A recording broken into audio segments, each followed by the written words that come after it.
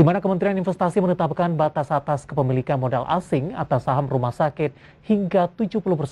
Selain itu, pemerintah juga mengalokasikan anggaran hingga 256 triliun rupiah di tahun depan untuk belanja kesehatan dalam APBN.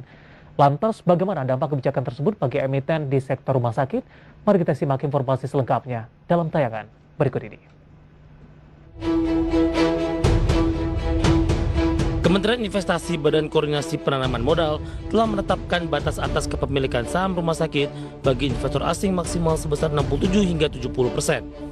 Pelonggaran tersebut diharapkan dapat menarik minat investor asing untuk menanamkan modal bagi perusahaan pengelola rumah sakit dalam negeri. Secara rinci, batas atas kepemilikan sebesar 70% ditujukan bagi investor yang berasal dari kawasan ASEAN.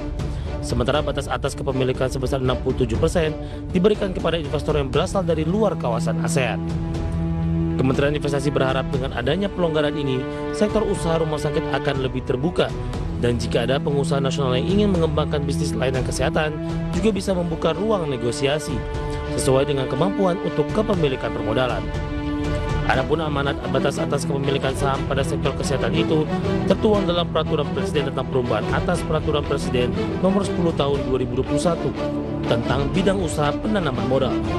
Aturan itu memungkinkan terjadinya kepemilikan rumah sakit yang fleksibel di antara pelaku usaha dalam negeri dan asing. Analis QWOM Sekuritas Indonesia Soekarno Alatas seperti dikutip laman bisnis menilai, aturan tersebut dapat menjadi katalis positif bagi emiten-emiten rumah sakit. Ketentuan tersebut bertujuan untuk menarik perhatian dari pihak asing dan memperbesar peluang masuknya investor asing di rumah sakit.